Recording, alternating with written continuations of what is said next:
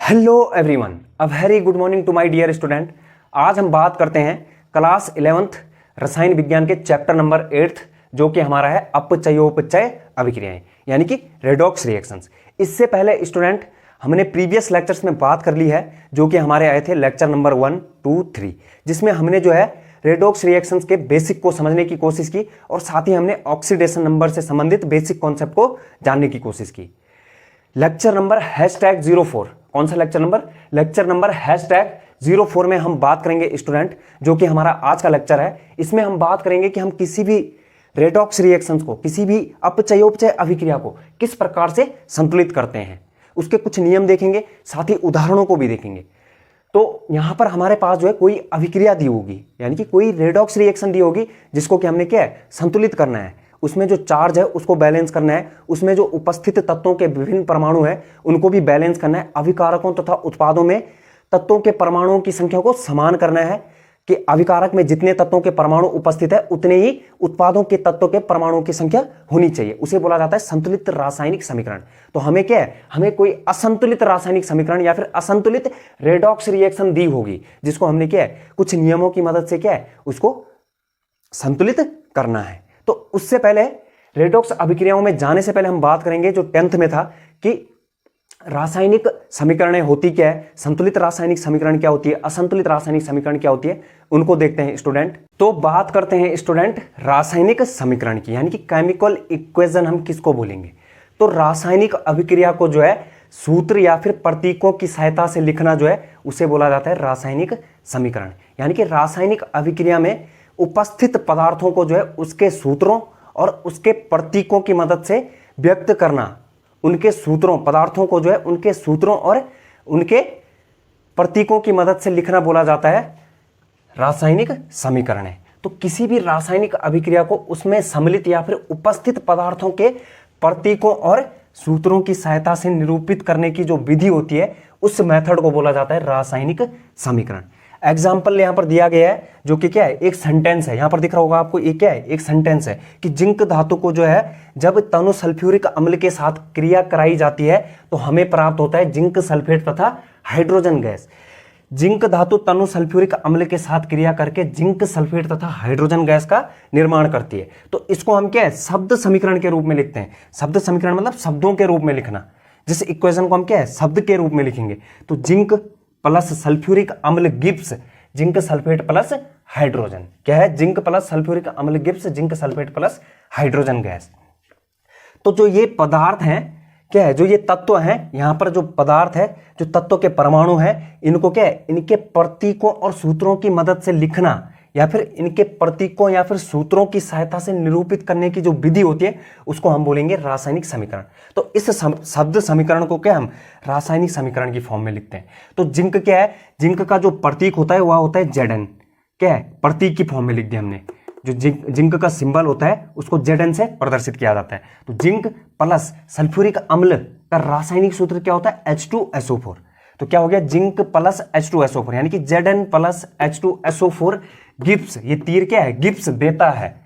Gibbs zinc sulphate का जो रासायनिक सूत्र है वह क्या होता है, ZnSO4। क्या होता है, ZnSO4। जिंक सल्फेट क्या है, जिंक सल्फेट का जो रासायनिक सूत्र होता है वह होता है ZnSO4। तो इसको क्या, हम जिंक सल्फेट को सूत्र की मदद से दर्शा रहे हैं, तो इसको बोलेंगे हम रासायनिक समीकरण। और जो लास्ट क्या है, हाइड्रोजन गैस है, इसको H2 से प्रदर्शित किया जाता है। तो Zn plus H2SO4 Gibbs ZnSO4 plus H2।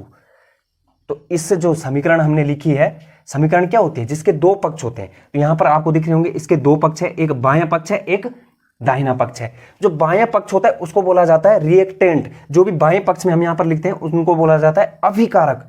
अभिकारक यानी कि जो कि रासायनिक अभिक्रिया को संभव कराते हैं, जिसकी वजह से जो है रासायनिक अभिक्रिया होती है। जो रासायनिक अभिक्रिया में प्रतिभाग करते हैं, वे पदार्थ जो रासायनिक अभिक्रिया में क्या है, भाग लेते हैं, उनको बोला जाता है अभिकारक। जैसे कि इस रिएक्शन में क्या है, जब जिंक और सल्फ्यूरिक अम्ल क्या है आपस में प्रतिभाग कर रहे हैं, जब रिएक्शन में क्या है, भाग ले रहे हैं, रासायनिक अभिक्रिया में कौन भाग ले रहा है, जिंक और H2SO4। तो ये दोनों यहां पर हो गए अभिकारक यानी कि रिएक्टेंट।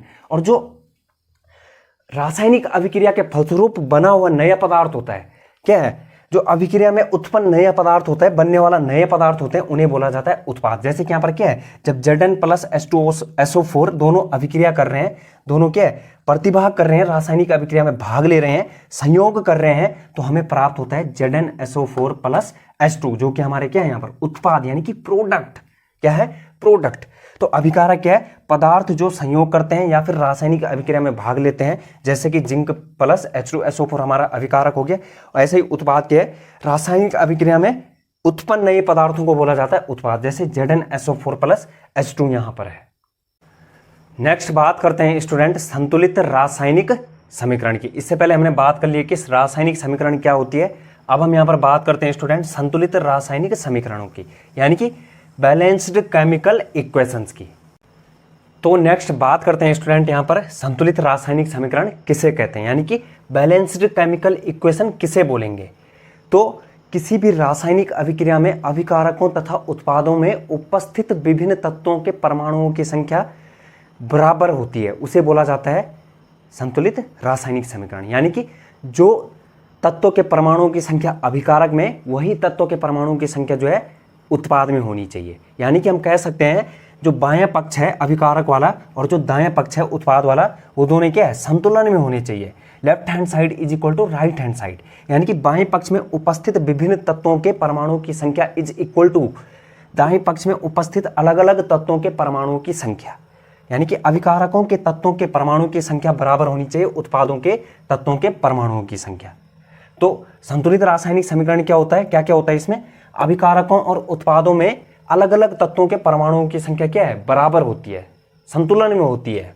और हम दूसरी लैंग्वेज में कह सकते हैं, दूसरे शब्दों में हम बोल सकते हैं कि दोनों पक्षों में, यानी कि अभिकारक वाले पक्ष में भी और उत्पाद वाले पक्ष में भी विभिन्न तत्वों के परमाणुओं की संख्या क्या बराबर होती है। यानी कि बाएं पक्ष इज इक्वल टू दाएं पक्ष, left hand side is equal to right hand side. अभिकारकों के तत्वों के परमाणुओं की संख्या बराबर होनी चाहिए उत्पादों के तत्वों के परमाणुओं की संख्या, उसे बोलेंगे हम संतुलित रासायनिक समीकरण। जो संतुलित रासायनिक समीकरण होती है वह, उसकी जरूरत हमें क्यों होती है, द्रव्यमान संरक्षण के नियम को लागू करने के लिए। द्रव्यमान संरक्षण का जो नियम होता है वह क्या होता है, द्रव्य को न तो नष्ट किया जा सकता है और न ही उत्पन्न किया जा सकता है। तो इसीलिए जो यहाँ पर क्या है, हमें संतुलित रासायनिक समीकरण की आवश्यकता पड़ती है। क्यों पड़ती है, द्रव्यमान संरक्षण के लिए।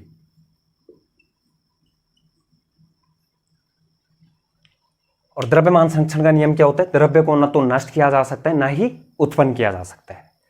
तो यहां पर एग्जांपल देखते हैं स्टूडेंट, जिंक वाला जो हमने क्या है रासायनिक समीकरण में भी लिया था। जब जिंक को जो है तनु सल्फ्यूरिक अम्ल की उपस्थिति में अभिक्रिया कराई जाती है, जिंक के साथ जो है H2SO4 की अभिक्रिया कराई जाती है, तो हमें प्राप्त होता है zinc sulphate plus hydrogen gas. तो इस रिएक्शन को हम देखते हैं, इस जो केमिकल इक्वेशन है, जो रासायनिक समीकरण है, इसमें हम देखते हैं कि यह रासायनिक समीकरण संतुलित है या नहीं। तो यहां पर हम जो है जो अभिकारक और उत्पाद में उपस्थित अलग अलग तत्वों के परमाणुओं की संख्या उनको गिनते हैं। तो टेबल बनाते हैं उसके लिए, विभिन्न तत्वों के परमाणुओं की संख्या। तो कौन कौन से तत्व यहाँ हैं, जिंक हो गया, हाइड्रोजन हो गया, सल्फर हो गया और ऑक्सीजन हो गया। तो पहले हम गिनते हैं अभिकारक में। तो अभिकारक में जिंक कितने हैं, एक है, कितने स्टूडेंट, एक है। और ऐसे ही हाइड्रोजन कितने हैं, यहाँ पर जो अभिकारक की बात कर रहा हूं मैं, जो रासायनिक अभिक्रिया में भाग ले रहे हैं, हाइड्रोजन है 2। ऐसे ही सल्फर 1। ऐसे ही ऑक्सीजन कितने हैं, 4। अब हम बात करते हैं उत्पाद में। उत्पाद में अलग अलग तत्वों के परमाणुओं की संख्या की। तो जिंक कितने हैं यहां उत्पाद में, 1। ऐसे ही हाइड्रोजन कितने हैं, 2। ऐसे ही सल्फर कितने हैं, 1। ऐसे ही ऑक्सीजन 4। तो इस इक्वेशन में आपको दिख रहा होगा, जब हमने ये सारणी बनाई तो जो इस इक्वेशन में उपस्थित अलग अलग तत्वों के परमाणुओं की संख्या थी वह क्या है, अभिकारकों में भी जो है तत्वों के परमाणुओं की संख्या बराबर है और उत्पादों में भी क्या है, अभिकारकों के बराबर ही तत्वों के परमाणुओं की संख्या उपस्थित है। यानी कि अभिकारकों में उपस्थित तत्वों के परमाणुओं की संख्या बराबर है उत्पादों में उपस्थित तत्वों के परमाणुओं की संख्या के। हम कह सकते हैं कि जो हमने ये इक्वेशन लिए यह क्या है, संतुलित रासायनिक समीकरण है। संतुलित रासायनिक समीकरण के बाद बात करते हैं स्टूडेंट यहाँ पर असंतुलित रासायनिक समीकरण की, कि असंतुलित रासायनिक समीकरण क्या होती है और उसको हम संतुलित किस प्रकार से करेंगे। तो बात करते हैं स्टूडेंट यहाँ पर असंतुलित रासायनिक समीकरण किसे बोलते हैं। वह रासायनिक समीकरण जिसमें अभिकारकों और उत्पादों में उपस्थित तत्वों के परमाणुओं की संख्या क्या है, बराबर नहीं होती है। अभिकारकों तथा उत्पादों में उपस्थित मौजूद तत्वों के परमाणुओं की संख्या अलग अलग होती है, उसे बोला जाता है असंतुलित रासायनिक समीकरण। यानी कि दोनों पक्षों के विभिन्न अलग अलग तत्वों के परमाणुओं की संख्या क्या है, असंतुलित होती है, अलग अलग होती है। हम कह सकते हैं कि जो हमारा बायां पक्ष अभिकारक वाला है वह बराबर नहीं होता है दाएं पक्ष अभिकारक वाले उत्पाद वाले के। यानी कि बाएं पक्ष कौन सा है, अभिकारक, और दाएं पक्ष उत्पाद। तो यानी कि अभिकारकों में तत्वों के परमाणुओं की संख्या बराबर नहीं होती है उत्पादों में तत्वों के परमाणुओं की संख्या के। उस समीकरण को बोलेंगे हम असंतुलित रासायनिक समीकरण। जिस भी रासायनिक समीकरण में जो आपको ऐसा दिख रहा है कि उसमें उपस्थित जो अलग अलग तत्व हैं उनके परमाणुओं की संख्या में क्या है, भिन्नता है, अलग अलग है। जो अभिकारक में उपस्थित तत्वों के परमाणुओं की संख्या है वह उत्पाद में उपस्थित परमाणुओं की संख्या से बिल्कुल अलग है, तो उसे हम बोलेंगे असंतुलित रासायनिक समीकरण। यहां पर एग्जांपल देखते हैं, H2 plus O2 gives H2O, क्या है, hydrogen plus oxygen gives H2O। तो यहां पर हम टेबल बनाते हैं और देखते हैं यहां पर क्या है, अभिकारकों तथा उत्पादों में उपस्थित विभिन्न तत्वों के परमाणुओं की संख्या की गणना करते हैं कि यह रासायनिक समीकरण जो है संतुलित है या असंतुलित है। तो यहां पर जो हम पहले अभिकारक में देखते हैं, अभिकारकों में देखते हैं H परमाणुओं की संख्या कितनी है, 2, और O परमाणु की संख्या कितनी है, ये भी 2। ठीक है, अब हम उत्पाद में देखते हैं जहां पर क्या है H2O बन रहा है। तो उत्पाद में देखते हैं H परमाणुओं की संख्या 2। अभी तक क्या है, इक्वेशन बैलेंस चल रही है। 2 हाइड्रोजन परमाणु जो है अभिकारक में भी है और 2 हाइड्रोजन परमाणु क्या है, उत्पाद में भी है। अभी तक क्या है, इक्वेशन बैलेंस चल रही है। नेक्स्ट चेक करते हैं ऑक्सीजन परमाणु की संख्या। तो अभिकारक में कितनी थी, 2, और उत्पाद में कितनी है, 1। तो यहां पर क्या है, अनबैलेंस हो गए परमाणुओं की संख्या। दिख रहा होगा आपको, अभिकारकों में जो उपस्थित तत्वों के परमाणुओं की संख्या, उपस्थित ऑक्सीजन तत्वों के परमाणुओं की संख्या कितनी है, अभिकारक में 2 है और उत्पाद में 1 है। इसका मतलब यह जो रिएक्शन है यह क्या है, असंतुलित है। यानी कि यहां पर जो है ये एक ऑक्सीजन क्या है, अभिकारक से कम है, वह एक ऑक्सीजन क्या है, नष्ट हो चुकी है।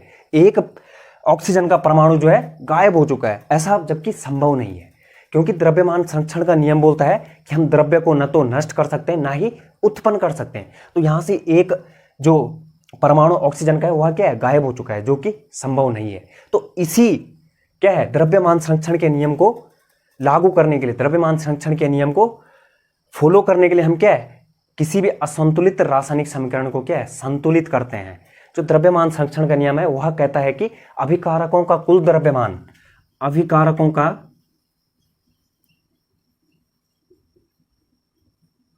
कुल द्रव्यमान इज इक्वल टू उत्पादों का द्रव्यमान, उत्पादों का कुल द्रव्यमान, कुल द्रव्यमान, जो कि कौन बोलता है, द्रव्यमान संरक्षण का, द्रव्यमान संरक्षण का नियम, संरक्षण का, द्रव्यमान संरक्षण का नियम। और इसी नियम को पूरा करने के लिए क्या है, हम किसी भी रासायनिक समीकरण को जो है संतुलित करते हैं। किसी भी रासायनिक समीकरण को जो है संतुलित करने की आवश्यकता हमें होती है। तो कई बार पूछ लेता है कि रासायनिक समीकरण को संतुलित क्यों किया जाता है। तो द्रव्यमान संरक्षण के नियम को पूरा करने के लिए हम क्या है, द्रव्यमान संरक्षण के नियम को लागू करने के लिए हम किसी भी रासायनिक समीकरण को संतुलित किया जाता है। तो नेक्स्ट यहां पर बात करते हैं स्टूडेंट, यदि हमें जो है इस रासायनिक समीकरण को संतुलित करना है तो हम किस प्रकार से करेंगे। तो हमें क्या करना होगा, यहां पर जो है 2 ऑक्सीजन चाहिए। जब यहां पर 2 हो जाएगी तो तब क्या हो जाएगी, संतुलित हो जाएगी। तो हम क्या करेंगे, यहां पर क्या है, 2 की मल्टीप्लाई कर देंगे। कितने की मल्टीप्लाई कर देंगे, यहां पर हम इसके साथ × 2 की मल्टीप्लाई कर देंगे। ठीक है, मल्टीप्लाई हो गया। तो यहां पर क्या हो गया, इसको हम आगे लिखते हैं जब, तो ये हो जाएगा हमारे पास H2 plus O2 gives 2H2O। Next फिर से हम जो है अब इस इक्वेशन के लिए क्या है, यहाँ पर अलग अलग तत्वों के परमाणुओं की संख्या को गिनते हैं, काउंट करते हैं। तो यहाँ पर आपको दिख रहा होगा अभिकारक में हाइड्रोजन 2, ऑक्सीजन 2। उत्पाद में हाइड्रोजन कितने हो रहे हैं अब 4 और ऑक्सीजन कितने हो रहे हैं 2। यानी कि यहाँ से क्या है, अब ऑक्सीजन के परमाणुओं की संख्या तो बराबर हो चुकी है अभिकारक में भी और उत्पाद में भी, लेकिन हाइड्रोजन के परमाणुओं की संख्या क्या है अलग अलग हो चुकी है। तो यहाँ पर जो उत्पाद में है कितने हैं 4 हैं और अभिकारक में 2 है। तो हमें जो है अभिकारक में 4 करने हैं। तो 4 करने के लिए हम क्या करेंगे, यहाँ पर 2 की मल्टीप्लाई कर देंगे, यानी कि यहाँ पर हम क्या कर देंगे 2। तो यहाँ पर क्या हो रहा है, अब हम नेक्स्ट यहाँ पर जब हमने ये 2 की मल्टीप्लाई करी अभिकारक में हाइड्रोजन के साथ, तो अब हम देखते हैं काउंटिंग करके। यहाँ पर हाइड्रोजन कितने हैं अभिकारक में 4, ऑक्सीजन कितने 2, यहाँ पर कितने हैं उत्पाद में 4, ऑक्सीजन कितने 2। तो आपको दिख रहा होगा कि अब क्या है, जो असंतुलित रासायनिक समीकरण थी हमारी वह संतुलित हो चुकी है। जो अभिकारक में उपस्थित तत्वों के परमाणुओं की संख्या है वह उत्पाद में उपस्थित तत्वों के परमाणुओं की संख्या के बराबर आ चुकी है, यानी कि बाएं पक्ष इज इक्वल टू दाएं पक्ष हो चुका है। यानी कि अभिकारकों में उपस्थित तत्वों के परमाणुओं की संख्या बराबर हो गई है उत्पादों में उपस्थित तत्वों के परमाणुओं की संख्या। तो हम इस प्रकार से जो है, जब हम 10th में पढ़ रहे थे, 10th में आपने पढ़ा होगा, तो इस प्रकार से जो यहाँ पर रासायनिक समीकरण हो गया, संतुलित रासायनिक समीकरण हो गया, असंतुलित रासायनिक समीकरण हो गया, और असंतुलित रासायनिक समीकरण को अनबैलेंस्ड असंतुलित रासायनिक समीकरण को जो है संतुलित किस प्रकार से किया जाता है वो सब आपको पता होगा। इतना सब कुछ देख लेने के बाद हम बात करते हैं स्टूडेंट रेडॉक्स अभिक्रियाओं को संतुलित करना, किस प्रकार से जो हम अपचयोपचय अभिक्रिया को संतुलित करेंगे। तो बात करते हैं स्टूडेंट यहाँ पर रेडॉक्स अभिक्रियाओं को संतुलित करना, बैलेंसिंग ऑफ रेडॉक्स रिएक्शंस। अभी तक हमने बात की स्टूडेंट, जो कि आपने क्लास 10th में भी पढ़ा होगा, कि रासायनिक समीकरण को द्रव्यमान संरक्षण नियम से संतुलित करना चाहिए। यानी कि अभिकारकों और उत्पादों की विभिन्न स्पीसीजों में परमाणुओं की संख्या, विभिन्न तत्वों के परमाणुओं की संख्या क्या है समान होनी चाहिए, जिसमें इसे क्या है रासायनिक समीकरण को संतुलित करने की हम क्या है हिट एंड ट्रायल मेथड जो हमने अभी देखा है, या फिर जो पार्शियल इक्वेशन मेथड को पढ़ा था, जिसमें कि क्या हम मल्टीप्लाई कर रहे थे जितने की कमी हो रही थी। लेकिन यहाँ पर ऑक्सीकरण एवं उपचयन, यानी कि ऑक्सीकरण एवं अपचयन, रिडक्शन एंड ऑक्सीडेशन जो रिएक्शंस वाली समीकरण है, यानी कि रेडॉक्स समीकरणों वाले रासायनिक अभिक्रियाओं को जो हम 2 विधियों से संतुलित कर सकते हैं। जो पहला मेथड है वह है आयन इलेक्ट्रॉन विधि, या फिर उसी मेथड को बोला जाता है अर्ध अभिक्रिया विधि। इंग्लिश में बोला जाता है आयन इलेक्ट्रॉन मेथड या फिर हाफ रिएक्शन मेथड। और जो दूसरा मेथड है स्टूडेंट ऑक्सीकरण संख्या विधि। क्या है? ऑक्सीकरण संख्या विधि, ऑक्सीडेशन नंबर मेथड। तो सबसे पहले हम यहाँ पर जो रिडॉक्स रिएक्शंस होंगी उसको जो है आयन इलेक्ट्रॉन मेथड या फिर हाफ रिएक्शन मेथड से संतुलित करेंगे। तो बात करते हैं स्टूडेंट यहाँ पर रेडॉक्स अभिक्रिया को संतुलित करने का जो फर्स्ट मेथड है आयन इलेक्ट्रॉन विधि या फिर अर्ध अभिक्रिया विधि। इसमें हम जो है अम्लीय माध्यम के लिए नियम देखेंगे कि अम्लीय माध्यम में कोई रिएक्शन हो रही है, एसिडिक मीडियम में कोई रिएक्शन हो रही है, तो उस रिएक्शन को हम किस प्रकार से जो है संतुलित करेंगे, या फिर जो बेसिक मीडियम में कोई रिएक्शन हो रही है तो उसके लिए क्या नियम होंगे संतुलित करने के, या फिर जो कोई रिएक्शन क्या है न्यूट्रल मीडियम में उदासीन माध्यम में जो है संपन्न हो रही है तो उस रेडॉक्स अभिक्रिया को किस प्रकार से संतुलित किया जाता है, तो उनके लिए नियम देखेंगे और उसके बाद हम क्या है एग्जाम्पल भी इसमें देखेंगे। तो बात करते हैं स्टूडेंट आयन इलेक्ट्रॉन विधि या फिर अर्ध अभिक्रिया विधि से संबंधित कुछ नियम जिनकी मदद से क्या है रेडॉक्स अभिक्रियाओं को हम संतुलित कर सकते हैं। तो जो पहला नियम है वह क्या है, जो दी गई रासायनिक समीकरण है, जो दी गई रासायनिक अभिक्रिया है उसको हमने क्या करना है आयनिक फॉर्म में लिखना है। क्या करना है आयनिक रूप में सबसे पहले लिखना है, यानी कि प्रत्येक परमाणु का जो है ऑक्सीकरण संख्या उसमें लिखनी है। जो रासायनिक अभिक्रिया दी होगी उसमें प्रत्येक अभिकारक और प्रत्येक उत्पाद में उपस्थित तत्वों के परमाणु की ऑक्सीकरण संख्या को लिखना है। या फिर यदि कोई रिएक्शन जो है आपको आयनिक अवस्था में दी है, आयनिक फॉर्म में दी है, तो तब तो हमें नहीं लिखनी है। लेकिन यदि कोई क्या है सीधे रिएक्शन दे रखी है जिसमें आपको क्या है पहले उसमें जो है आपको ऑक्सीकरण संख्याएं ज्ञात करनी पड़ेगी और उस आवेश को जो है जिस तत्व का हुआ है, जिस तत्व के परमाणु का हुआ है उसके ऊपर लिख देना है। क्या करना है, तो सबसे पहले हमें क्या करना है, जो पहला नियम है दी गई रासायनिक समीकरण को आयनिक रूप में लिखना है, यानी कि प्रत्येक परमाणु की ऑक्सीकरण संख्या को हमने लिखना है या फिर ज्ञात करना है। जो दूसरा नियम है, दूसरा नियम क्या है, उन स्पीसीज क्या है, उन स्पीसीजों का जो हमने क्या है पहचान करनी है जिनका कि उस अभिक्रिया में ऑक्सीकरण या फिर अपचयन हो रहा हो। यानी कि उन सभी अणु, परमाणु, आयन या फिर तत्वों की पहचान करनी है जिसका क्या है, ऑक्सीकरण एवं अपचयन हो रहा होगा। क्या हो रहा होगा, ऑक्सीकरण एवं अपचयन हो रहा होगा। तो हम इसको कैसे पहचानेंगे, यदि आवेश में वृद्धि हो रही होगी, क्या है, यदि आवेश में वृद्धि हो रही होगी तो इसका मतलब क्या है, ऑक्सीडेशन नंबर बढ़ रहा है। ठीक है, और ऑक्सीडेशन नंबर में जब वृद्धि होगी अभिकारक से उत्पाद में तो क्या होगा, ये हो जाएगा आपका ऑक्सीडेशन। क्या हो जाएगा, ऑक्सीकरण, ऑक्सीकरण। और ऐसे ही यदि आवेश में कमी हो रही होगी, यानी कि जो फॉर्मल चार्ज है किसी भी स्पीसीज का उसमें कमी हो रही है, क्या हो रही है, कमी हो रही है, जिसका मतलब क्या है, जिसका मतलब है कि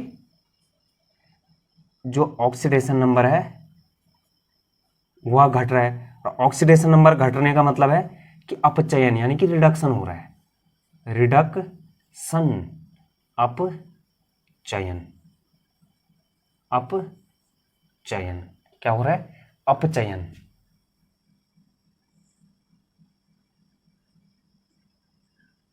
अपचयन। तो उन स्पीसीजों की पहचान करना जिसका ऑक्सीकरण एवं अपचयन हो रहा होगा। किस प्रकार से करनी है, आवेश में बढ़ रहा है तो क्या ऑक्सीकरण नंबर बढ़ेगा, और ऑक्सीकरण नंबर में वृद्धि हो रही है तो उसको हम बोलते हैं ऑक्सीकरण। और यदि आवेश में कमी हो रही है, आवेश जो है जो किसी भी स्पीसीज पर जो मौजूद चार्ज है उसमें कमी आ रही है तो उसका मतलब है कि ऑक्सीडेशन नंबर कम हो रहा है, और ऑक्सीडेशन नंबर कम हो रहा है तो उसका मतलब है कि रिडक्शन हो रहा है, यानी कि अपचयन हो रहा है उस स्पीसीज का। जो तीसरा नियम है, जब हमें यह पता चल जाए कि किसका ऑक्सीकरण हो रहा है और किसका अपचयन हो रहा है तो उसके बाद जो हमने दी गई अभिक्रिया को जो है दो भागों में डिवाइड कर देना है, दो भागों में बांट देना है। पहला जो पार्ट होगा ऑक्सीकरण अर्ध अभिक्रिया वाला होगा, जिसका क्या है, हमने पता कर लिया था कि ऑक्सीकरण किसका हो रहा है और अपचयन किसका हो रहा है। तो पहला जो है डिवाइड करना है ऑक्सीकरण अर्ध अभिक्रिया में और दूसरा किसमें, अपचयन अर्ध अभिक्रिया में। ठीक है, जो चौथा नियम है उसमें क्या करना है, ये तो 3 नियम थे, जो चौथा नियम थे यहां से जो हमें प्राप्त अर्ध अभिक्रियाएं हुई, जो हमें यहां से 3 नियमों से क्या है, हमें जो अभिक्रियाएं प्राप्त हुई और कैसी अर्ध अभिक्रियाएं, तो प्राप्त अर्ध अभिक्रियाओं को हम क्या करेंगे, संतुलित करेंगे। जो इन तीनों नियमों से हमें प्राप्त अर्ध अभिक्रियाएं प्राप्त हुई उन अर्ध अभिक्रियाओं को हम क्या है, संतुलित करेंगे। और संतुलित करने के भी यहां पर क्या है, 4 नियम है किस प्रकार से हमने जो है संतुलित करना है। तो संतुलित किस प्रकार से करना है, जो चौथे का ए नियम है, क्या है, ए नियम। ए नियम कहता है कि ऑक्सीजन और हाइड्रोजन को छोड़कर शेष अन्य जितने भी परमाणु हैं उनको सबसे पहले हम क्या है, संतुलित करेंगे। ऑक्सीजन और हाइड्रोजन को सबसे पहले संतुलित नहीं करना है, सबसे पहले किसको करना है, जो बाकी परमाणु क्या है रिएक्शन में उपस्थित हैं, अभिकारक या उत्पाद में उपस्थित हैं, उन सभी को क्या है, संतुलित करना है। तो ऑक्सीजन और हाइड्रोजन को छोड़कर अन्य सभी परमाणुओं को संतुलित करना। जैसे ही अन्य सभी परमाणु संतुलित हो जाते हैं उसके बाद आते हैं हम बी नियम पर। तो बी नियम कहता है कि ऑक्सीजन को संतुलित करने के लिए हमें क्या है, ऑक्सीजन की कमी वाले पक्ष में उतने ही H2O जोड़ने हैं जितने की क्या है, उस पक्ष में ऑक्सीजन की कमी हो रही है। क्या हो रही है, ऑक्सीजन की कमी हो रही है। यानी कि ऑक्सीजन की कमी वाले पक्ष में H2O को, पानी को जोड़कर ऑक्सीजन को संतुलित करना। और कितने H2O के मॉलिक्यूल जोड़ने हैं, जितने की क्या है वहां पर ऑक्सीजन की कमी हो रही होगी। ठीक है, ये तो रहा बी नियम।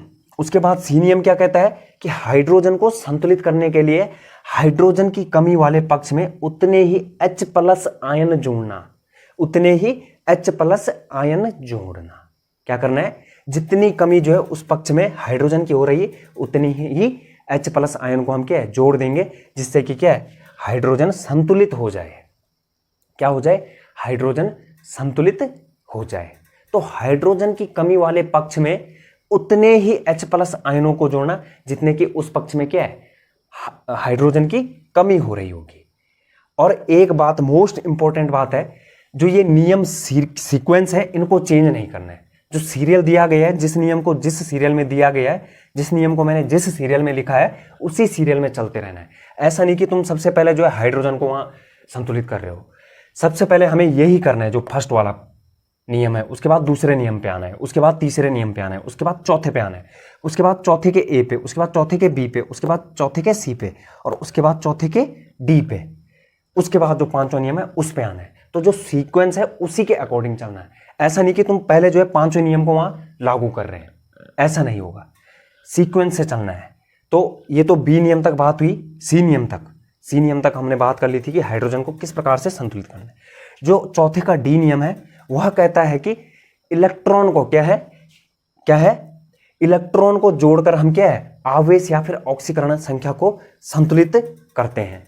तो ऑक्सीकरण संख्या या फिर आवेश को संतुलित करने के लिए हम क्या करते हैं, इलेक्ट्रॉनों को जोड़ते हैं। और इलेक्ट्रॉनों को किस प्रकार जोड़ते हैं, जिस पक्ष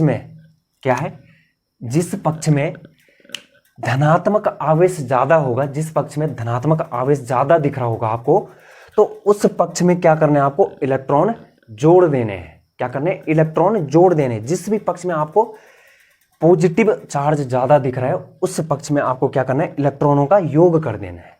और जिस पक्ष में आपको क्या है, ऋणात्मक आवेश कम दिख रहा होगा, क्या है, जिस पक्ष में आपको ऋणात्मक आवेश कम दिख रहा होगा उस पक्ष में आपको जो है इलेक्ट्रॉन जोड़ देने हैं। दो कंडीशन यहां पर, इलेक्ट्रॉन कहां कहां जोड़ने हैं, आवेश को संतुलित करने के लिए, ऑक्सीकरण संख्या को संतुलित करने के लिए। जो पहला है, जिस पक्ष में आपको धनात्मक आवेश ज्यादा दिख रहा है वहां क्या करना है, इलेक्ट्रॉन जोड़ देने हैं। जितना भी धनात्मक आवेश जो है दोनों में कंपैरिजन करना है, जितना भी अधिक दिख रहा है उतने क्या है, इलेक्ट्रॉन जोड़ देने हैं। और दूसरी कंडीशन क्या है, जिस पक्ष में ऋणात्मक आवेश कम दिख रहा है, आपको ऋणात्मक आवेश कम दिख रहा है, तो उस पक्ष में क्या करना है, इलेक्ट्रॉन जोड़ देना है। क्या करना है, इलेक्ट्रॉन जोड़ देना है। और जो पांचवा नियम है वह क्या है, दोनों अर्ध अभिक्रियाओं को क्या करना है, हमने दोनों अर्ध अभिक्रियाएं जब पूरे तरीके से संतुलित हो जाएं तो दोनों अर्ध अभिक्रियाओं को जोड़ देते हैं। हम क्या करते हैं, ऐड कर देना है। और ऐड भी इस प्रकार करना है, यहां पर लिखा है मैंने, ऐड भी किस प्रकार से करना है कि दोनों अर्ध अभिक्रियाओं को इस प्रकार जोड़ना है कि दोनों अर्ध अभिक्रियाओं के जो इलेक्ट्रॉन है वह कैंसल आउट हो जाएं। जो इलेक्ट्रॉन है वो वहां शेष ही ना रहे। क्या है, यदि इधर 6 इलेक्ट्रॉन माइनस है और इधर भी 6 इलेक्ट्रॉन माइनस आनी चाहिए, तब जाके क्या है, कैंसल आउट हो जाएंगे। तो ये कहने का मतलब है, यानी कि दोनों अर्ध अभिक्रियाओं को इस प्रकार जोड़ना है कि दोनों अर्ध अभिक्रियाओं के इलेक्ट्रॉन एक दूसरे से कट जाएं, एक दूसरे से माइनस हो जाएं और हमें 0 इलेक्ट्रॉन वहां पर दिखें। जो ये सभी यहां पर नियम है ये किसके लिए है, ये कौन सी कंडीशन के लिए, ये भी मैं बता दूं आपको। यह सिर्फ और सिर्फ अम्लीय माध्यम वाली रिएक्शन के लिए। किसके लिए, जो रिएक्शन अम्लीय माध्यम या फिर न्यूट्रल मीडियम में हो रही हो, न्यूट्रल माध्यम में। तो अम्लीय माध्यम और उदासीन माध्यम के लिए आपको ये पांचों नियम बिल्कुल याद करने हैं। बिल्कुल ऐसा छाप दो कि कहीं भी गलत नहीं होगा आपको। आप संतुलित करने जाओगे तो कहीं भी गलत नहीं होगा। लेकिन क्या है, जो सीक्वेंस है इसको अपनी मनमर्जी से चेंज नहीं करना है। जो यहाँ पर सीक्वेंस दिया गया है इसी के अकॉर्डिंग चलते जाना है। जो जो कंडीशन यहाँ पर रखी है उसी के अकॉर्डिंग पहले जो है पहली कंडीशन लागू करनी, फिर दूसरी, फिर तीसरी पे आना, फिर चौथी पे, फिर A B C D, फिर पांचवी पे। और यहाँ पर ध्यान रखना है कि हाइड्रोजन से पहले ऑक्सीजन को ही संतुलित करना है। क्या है, ऑक्सीजन पहले संतुलित होगा उसके बाद हाइड्रोजन होगा। और ये जो कंडीशन है, जो ये सारे नियम है यहाँ पर लिखे, वे किसके लिए हैं, अम्लीय और उदासीन माध्यम के लिए, अम्लीय और उदासीन माध्यम के लिए हैं। तो ये सारे नियम आप नोट डाउन कर लें। तो हमने बात कर ली कि अम्लीय या फिर उदासीन माध्यम वाली रिएक्शन के लिए के 1 से 5 जो नियम है, 1 2 3 4 5 जो नियम है वे फॉलो होंगे। लेकिन जो छठा नियम है 1 से 5 तक क्या है, क्षारीय माध्यम के लिए भी होंगे, लेकिन जो छठा नियम है वो भी आएगा क्षारीय माध्यम में। क्या होगा, सेम जैसा हम अम्लीय और उदासीन माध्यम में कर रहे थे वही प्रक्रम, वही प्रक्रिया हमें क्या है क्षारीय माध्यम के लिए भी अप्लाई करनी है। लेकिन इसमें एक और नियम ऐड हो जाएगा। जो क्षारीय माध्यम है वह क्या है, 1 से 6 नियम। और छठा नियम क्या है, क्षारीय माध्यम के लिए जितने H+ आयन किसी भी पक्ष में आपको दिख रहे हैं, किसी भी तरफ आपको दिख रहे हैं, जितने भी H+ आयन, दोनों पक्षों में उतने ही OH- आयन आपने जोड़ देने। सपोज दैट आपको क्या है 6 H+ आयन क्या है किसी भी पक्ष में दिख रहे हैं, 6 H+ आयन, तो आपको क्या करना है, बाएं पक्ष में भी और दाएं पक्ष में भी, अभिकारक वाले पक्ष में भी और जो प्रोडक्ट वाला पक्ष है, दोनों पक्षों में क्या करना है, दोनों ही पक्षों में आपको उतने ही OH माइनस आयन जोड़ देने हैं। तो क्षारीय माध्यम के लिए जितने H प्लस आयन किसी भी पक्ष में है, या फिर जितने H प्लस आयन हमने जोड़े थे कब, H की कमी वाले पक्ष में, जो कि C वाला नियम था, तो उतने ही क्या है, दोनों पक्षों में उतने ही OH माइनस आयन आप जोड़ सकते हैं। या फिर लास्ट में जितने H प्लस आयन आपको दिख रहे हैं किसी भी पक्ष में, उतने ही OH माइनस आयन दोनों पक्षों में जोड़ देने हैं। ठीक है, ये सभी नियम है, ये सभी नियम आप नोट डाउन कर लें। अम्लीय और उदासीन माध्यम के लिए क्या है, 1 से 5 नियम है, और क्षारीय माध्यम में क्या है, 1 2 3 4 5 6 नियम है। कितने, 6 नियम है, और चौथे के 4 नियम अलग से, ABCD। तो ये नियम इसी सीक्वेंस में चलते जाना है आपने, सेम एज इट इज जैसा चल रहा है। ये बिल्कुल नियम को ऐसा नहीं कि अपनी मर्जी से चौथा नियम पहले लगा दिया, दूसरा नियम बाद में लगा रहे हो, ऐसा नहीं होगा। जो सीक्वेंस यहाँ दिया गया है इसी के अकॉर्डिंग चलना है। नियमों को जान लेने के बाद स्टूडेंट हम बात करते हैं अब उदाहरण की, किस प्रकार से जो हम इन नियमों को अप्लाई करेंगे उदाहरण पे। तो पहला यहाँ पर उदाहरण लिया हमने Fe2 positive plus Cr2O7 2 negative, और जो मीडियम है यहाँ पर एसिडिक, यानी कि अम्लीय माध्यम में कोई अभिक्रिया हो रही है, और जो कि क्या है, प्रोडक्ट यहाँ पर क्या है, Cr3 positive plus Fe3 positive. तो इस इक्वेशन को हम बैलेंस करते हैं। ये दी गई रेडॉक्स अभिक्रिया को क्या हमें बैलेंस करना है, संतुलित करना है, और कौन से मेथड से, आयन इलेक्ट्रॉन मेथड से, अर्ध अभिक्रिया मेथड से, जो कि नियम यहाँ पर मैंने लिख दिए हैं। तो पहला संतुलित करने के लिए पहले नियम को अप्लाई करते हैं। सबसे पहले क्या करना था हमें, दी गई रेडॉक्स अभिक्रिया या फिर रासायनिक अभिक्रिया को क्या है, आयनिक फॉर्म में लिखना है। तो आपको दिख रहा होगा यहाँ पर क्या है, आयनिक फॉर्म में पहले से ही दी गई है। तो यहाँ पर क्या है, यहाँ पर जो है ये क्या है, Fe पर 2 पॉजिटिव है, Cr2O7 के पूरे ऊपर क्या है 2 नेगेटिव है, और Cr3 पॉजिटिव है प्लस Fe3 पॉजिटिव है। ठीक है, तो यहाँ पर जो है Fe2 positive, Fe2 positive Fe3 positive में चेंज हो रहा है। तो यहाँ पर आपको दिख रहा होगा ये क्या है, 2 से ऑक्सीडेशन नंबर, जो ऑक्सीकरण संख्या है वो क्या है, 2 से 3 हो रही है, यानी कि ऑक्सीडेशन नंबर जो है वृद्धि हो रही है, ऑक्सीडेशन नंबर में वृद्धि हो रही है। ON ऑक्सीडेशन नंबर, ऑक्सीकरण संख्या में क्या है, वृद्धि हो रही है। इसका मतलब यहाँ पर क्या हो रहा है, ऑक्सीकरण, क्या हो रहा है, ऑक्सीकरण। ठीक है, अब यहाँ पर Cr का देखते हैं। तो यहाँ पर क्या है, Cr3 पॉजिटिव है। ठीक है, तो Cr यहाँ पर Cr की ऑक्सीकरण संख्या निकालते हैं। तो Cr की ऑक्सीकरण संख्या निकालने के लिए हम क्या करेंगे, जिसकी हमें ऑक्सीकरण संख्या ज्ञात करनी है उसको x मान लेते हैं। तो हमने Cr को x माना, लेकिन यहाँ पर Cr कितने हैं, 2 है, तो ये हो जाएगा 2x प्लस एक O पे, एक ऑक्सीजन की ऑक्सीकरण संख्या कितनी होती है, -2। तो यहाँ पर ऑक्सीजन कितने, 7, तो इंटू 7 ये हो जाएगा -14। तो प्लस -14 इज इक्वल टू, और पूरे इस स्पीसीज पे कितना चार्ज है, -2।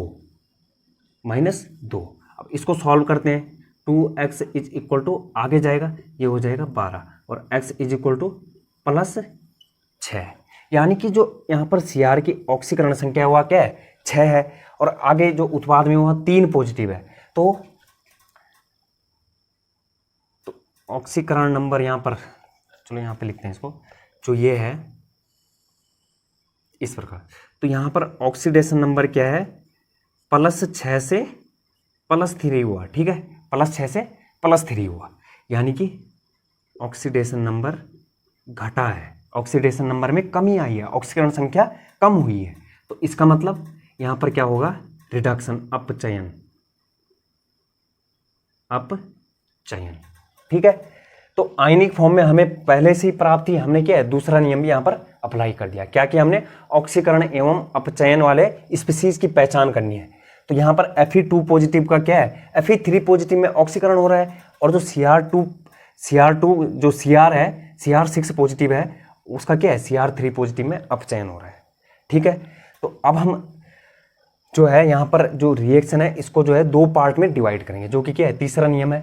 2 नियम हमने क्या है, ऑक्सीकरण को पहचान लिया और अपचयन वाले स्पीसीज को भी पहचान लिया। अब हमें तीसरे नियम की ओर जाना है, और तीसरा नियम क्या कहता है, जो दी गई अभिक्रिया है ना उसको 2 पार्ट्स में डिवाइड कर दो। क्या करना है, 2 पार्ट्स में डिवाइड करना है। ठीक है, 2 पार्ट्स में डिवाइड करना है। पहला पार्ट होगा ऑक्सीकरण ऑक्सीकरण अर्ध अभिक्रिया, और दूसरा पार्ट क्या होगा, अपचयन अर्ध अभिक्रिया। क्या होगा, अपचयन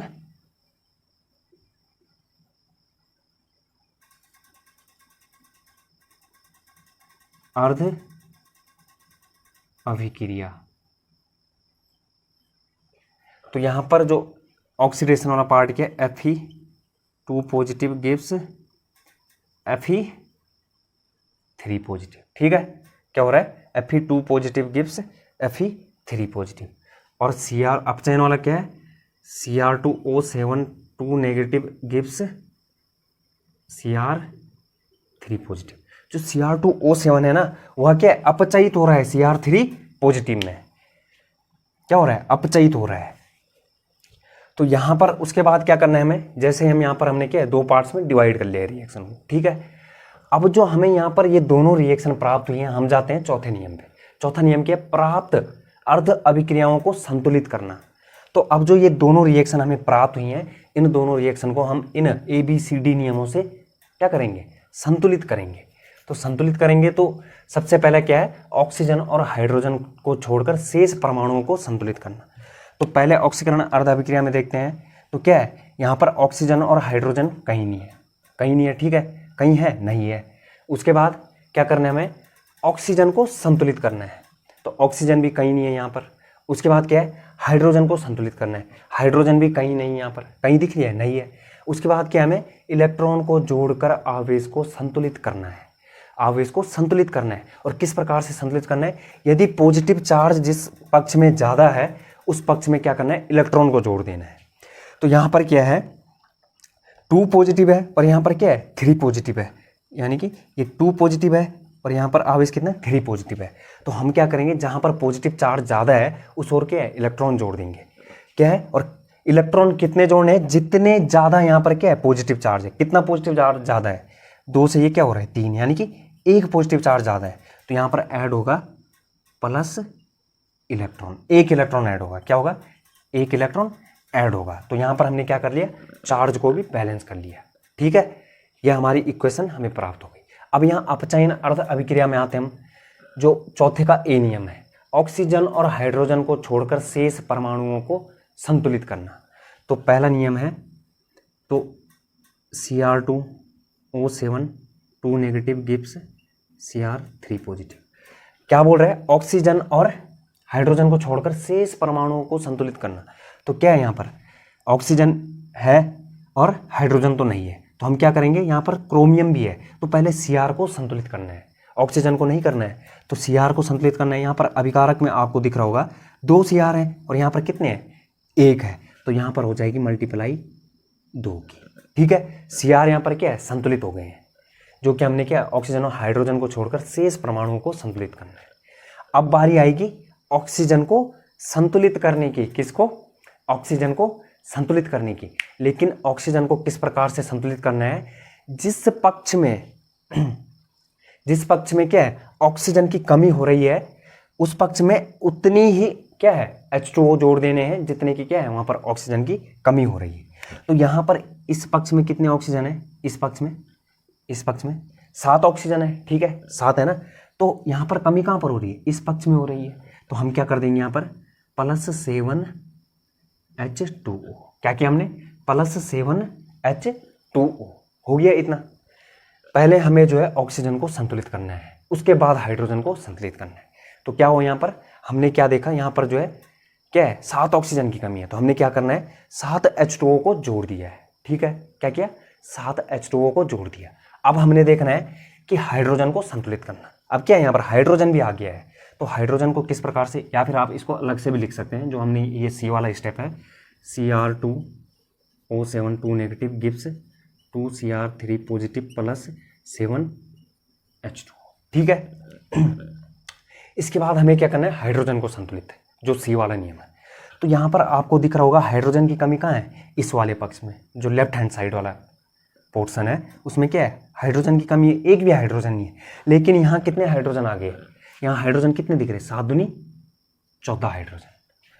तो हाइड्रोजन की कमी वाले पक्ष में उतने हाइड्रोजन आयन जोड़ने हैं, उतने H+ आयन जोड़ने हमें जितने की क्या है, हाइड्रोजन की कमी हो रही है। तो कितने हाइड्रोजन की कमी हो रही है, 14। तो हम क्या करेंगे इसमें Cr2O7 2 negative plus 14 H+ Gibbs 2Cr3 positive plus 7 H2। ठीक है, हो गया। हमने हाइड्रोजन को भी संतुलित कर दिया। क्या कर दिया, हमने हाइड्रोजन को भी संतुलित कर दिया। क्या कर दिया, हाइड्रोजन को भी संतुलित कर दिया। अब बारी आती है इलेक्ट्रॉन को जोड़कर ऑक्सीकरण संख्या या फिर ऑक्सीकरण अंक या फिर आवेश को संतुलित करना है। तो यहां पर हम क्या करते हैं, आवेश देखते हैं। इसके पूरे के ऊपर कितना है, 2 माइनस है और 14 H+ है। तो 2 माइनस प्लस 14 H+। तो 14 में से 2 घटेगा, कितना बच रहा, 12 प्लस ही तो बच रहा है। कितना बच रहा है, 12 प्लस। ठीक है, 12 प्लस क्या है, लेफ्ट हैंड साइड में। और इधर कितना है, कितना है यहाँ, 3 दूनी 6। कितना है, 3 दूनी 6 प्लस 6। यहाँ 12 प्लस है और यहाँ कितना है, प्लस 6। तो जो नियम है, यदि पॉजिटिव चार्ज अधिक है, यदि पॉजिटिव चार्ज अधिक है तो हमें क्या करना है, इलेक्ट्रॉन जोड़ने हैं। और कितने अधिक है यहाँ पॉजिटिव चार्ज, इससे कितने अधिक है, इससे 6 अधिक है। तो हम क्या कर देंगे, इस वाले पक्ष में 6 इलेक्ट्रॉन जोड़ देंगे। तो ये हो जाएगी Cr2O7 2 negative plus 14H positive plus 6 electron minus gives 2Cr3 positive plus 7 H2।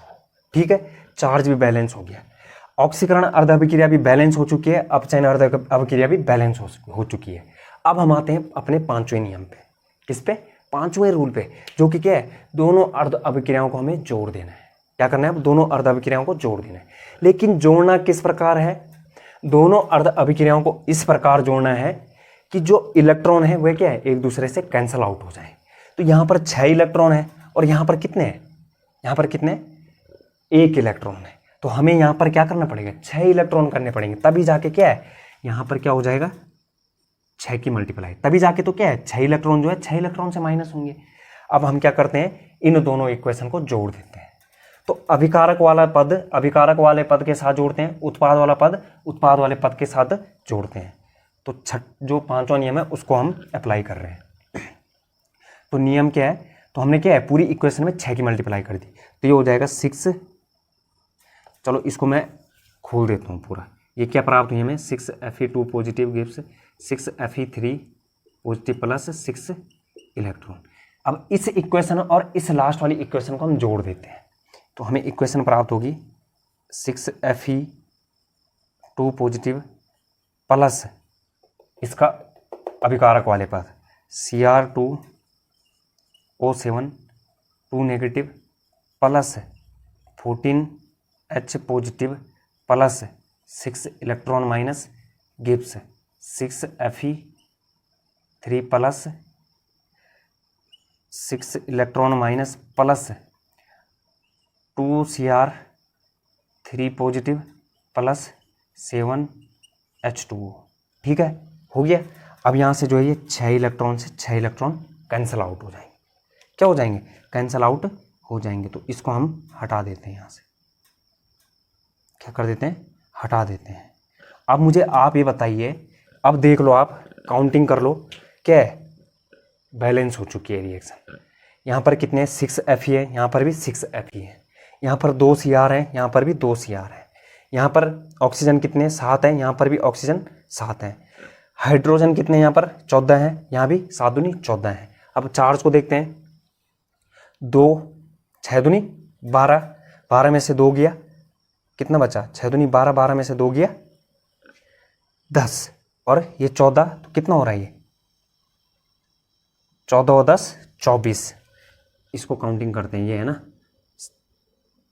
12 minus 2 और प्लस 14, ये आया हमारा, 12 में से 2 गया 10 और 10 प्लस 14 24 बाईं साइड है। तो यहाँ पर कितना है, 3 दूनी 6, ठीक है, कितना है यहाँ पर 3 दूनी 6। अगर हम उत्पाद की बात करें तो यहाँ पर है 6 × 18 प्लस 3 दूनी 6, कितना हो रहा 24 प्लस। तो दोनों साइड दिख रहा होगा आपको क्या है, आवेश भी संतुलित है। तो इस प्रकार से हम क्या है, अम्लीय माध्यम में या फिर उदासीन माध्यम के लिए पांचों जो नियम है वो देखने हैं और सीक्वेंस वाइज देखने। तो इस प्रकार से हम क्या है, किसी भी दी हुई रेडॉक्स अभिक्रिया को संतुलित कर सकते हैं। इसके बाद हम एक दो अन्य उदाहरण भी देखेंगे। नेक्स्ट यहाँ पर अगला क्वेश्चन देखते हैं student. SO3 2 negative plus Cr2O7 2 negative और कौन से मीडियम में रिएक्शन हो रही है, एसिडिक मीडियम में, अम्लीय माध्यम में। Gibbs SO4 2 negative plus Cr3 positive. तो यहाँ पर हम पहला जो है, जो नियम हमारे पास कि आयनिक फॉर्म में लिखना है, हमारे पास ऑलरेडी आयनिक फॉर्म में है, ठीक है। यहाँ पर क्या है, आयनिक फॉर्म में है। तो यहाँ पर जो दूसरा है हमारे पास, ऑक्सीकरण एवं अपचयन की पहचान करना। तो यहाँ पर क्या है, यहाँ पर हमने ज्ञात कर लिया था जो Cr के लिए ऑक्सीकरण संख्या किस प्रकार से ज्ञात की थी हमने, 2x plus minus 14 is equal to minus 2, x is equal to plus 6 आ रहा था, यानी कि इस पर क्या है प्लस 6 था। और यहाँ पर कितना है, जो Cr2O7 2 नेगेटिव हुआ Cr3 पॉजिटिव में चेंज हो रहा है, यानी कि ऑक्सीकरण नंबर क्या है, ऑक्सीकरण नंबर डिक्रीज हो रहा है, जिसका मतलब अपचयन हो रहा है। यहाँ पर अपचयन हो रहा है, ठीक है। उसके बाद देखते हैं यहाँ पर सल्फर के लिए निकालते हैं। तो सल्फर माना हमें, सल्फर के निकालने तो उसका हम x मान लेते हैं, ठीक है। प्लस एक ऑक्सीजन पर -2 तो 3 पर -6 और इज इक्वल टू टोटल कितने हैं -2, तो x इज इक्वल टू हो जाएगा +4। तो यहाँ पर क्या है, ये +4 में, +4 में।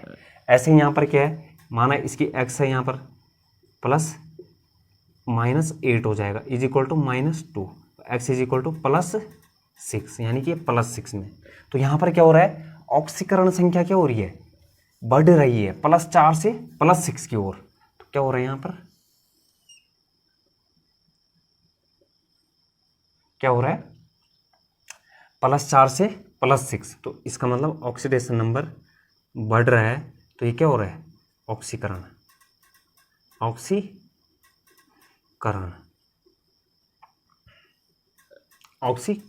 ठीक है। क्या हो रहा है, ऑक्सीकरण। तो हमने क्या है, ऑक्सीकरण एवं अपचयन की भी पहचान कर ली। अब देखते हैं हम यहाँ पर तीसरा नियम। हमने तीसरा नियम क्या करना है, इस रिएक्शन को क्या है 2 पार्ट्स में डिवाइड करना है। पहला पार्ट जो है ऑक्सीकरण अर्ध अभिक्रिया और दूसरा पार्ट क्या है, अपचयन अर्ध अभिक्रिया। तो यहाँ पर लिखते हैं ऑक्सीकरण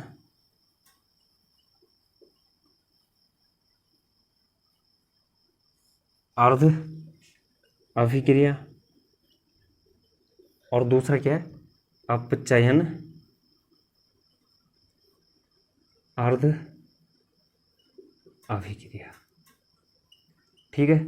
2 हाफ्स में हमने इसको लिखना है। तो ऑक्सीकरण क्या है, SO3 2 negative gives SO4 2 negative, SO4 2 negative. और रिडक्शन हाफ क्या हमारा, अपचयन अर्ध अभिक्रिया क्या है, Cr2O7 2 negative gives Cr3 positive. अब यहाँ पर हमने क्या है, ABCD नियम को यहाँ अप्लाई करना है। तो पहले हम ऑक्सीकरण अर्ध अभिक्रिया के लिए जो है इन चारों नियम को देखते हैं। तो पहला नियम क्या है, तो चौथा नियम क्या हमारा, प्राप्त जो अर्ध अभिक्रियाएं हैं उनको हमने बैलेंस करना है, वो जो नियम है चारों नियमों से। तो पहले हम क्या, ऑक्सीकरण अर्ध अभिक्रिया पे ये चारों नियम लागू करते हैं। पहला नियम क्या है, ऑक्सीजन और हाइड्रोजन को छोड़कर शेष परमाणु को संतुलित करना। तो यहाँ पर क्या है, हमें ऑक्सीजन को भी नहीं करना है और हाइड्रोजन को भी नहीं करना है। तो ऑक्सीजन तो है नहीं यहाँ पर क्या है, एक सल्फर है और एक सल्फर यहाँ भी है। तो सल्फर क्या है, बैलेंस है। इसके बाद क्या है, और तो कोई है नहीं। तो हम क्या करेंगे, इसके बाद अगला नियम क्या है, ऑक्सीजन को संतुलित करना। क्या करना है, ऑक्सीजन को संतुलित करना। तो यहाँ पर आपको दिख रहा होगा कि यहाँ अभिकारक में जो है 3 ऑक्सीजन है और यहाँ कितने हैं, 4 ऑक्सीजन। तो ऑक्सीजन की कमी वाले पक्ष में हम क्या है उतने ही H2O जोड़ते हैं जितने की क्या है ऑक्सीजन की कमी हो रही है। तो ऑक्सीजन की कमी कितनी हो रही है, एक ऑक्सीजन की। क्यों? क्योंकि यहाँ 3 ऑक्सीजन है और यहाँ 4 है, तो एक ऑक्सीजन की कमी हो रही है। तो इस तरफ जिस तरफ कमी हो रही है SO3 2 नेगेटिव प्लस H2O और SO4 2 नेगेटिव। ठीक है, हो गया, ऑक्सीजन बैलेंस हो चुका है। अब नेक्स्ट हमें क्या करना है, हाइड्रोजन को संतुलित करना है। तो हाइड्रोजन को भी संतुलित करने के लिए हम क्या करते हैं, जिस पक्ष में हाइड्रोजन की कमी हो रही है ना, जिस पक्ष में हाइड्रोजन की कमी हो रही उस पक्ष में उतने ही हाइड्रोजन जोड़ दें, हाइड्रोजन आयन H+ आयन जोड़ देने जितने की क्या है कम हो रही हैं। तो यहाँ पर देखते हैं हम, यहाँ पर हाइड्रोजन कितने हैं, 2 है। ठीक है, और यहाँ कितने, 0 है। तो इस वाले पक्ष में हम क्या कर देंगे, 2 H+ आयन जोड़ देंगे। ठीक है, H+ को जोड़ देंगे तो हमारे पास हो जाएगा SO3 2 negative plus H2O gives SO4 2 negative plus कितने H+ आयन, 2H+। क्या कर दिया, 2H+। हो गया, इतना हो गया ना। उसके बाद हमने क्या करना है, ये डी वाले नियम पे आओ, इलेक्ट्रॉन को जोड़कर आवेश को संतुलित करना है। और किस प्रकार से करना है, यदि प्लस चार्ज, यदि धनात्मक चार्ज अधिक है तो इलेक्ट्रॉन जोड़ने हैं, यदि ऋणात्मक चार्ज कम है तो भी इलेक्ट्रॉन जोड़ना है। ठीक है, तो यहाँ पर हम देखते हैं कितना चार्ज है, यहाँ पर 2- है और यहाँ पर 2- और 2+ है, यानी कि ये क्या है, कैंसल आउट हो जाएगा। यहाँ पर क्या है, 0 आ गया, यहाँ पर 0 चार्ज है। तो यहाँ पर क्या है, जहाँ पर अब क्या है, ऋणात्मक आवेश कम है। ऋणात्मक आवेश कहाँ पर कम है, यहाँ पर है। तो हम क्या है, उतने ही इलेक्ट्रॉन जोड़ देंगे जितना ऋणात्मक आवेश कम है। कितना ऋणात्मक आवेश कम है, 0 से -2, 2 ऋणात्मक आवेश कम है।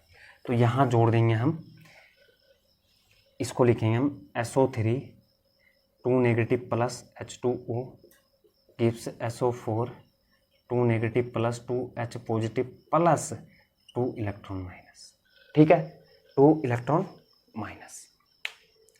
ये तो हुई बात ऑक्सीडेशन हाफ रिएक्शन की। अब हम देखते हैं रिडक्शन हाफ को, अपचयन अर्धाभिक्रिया को।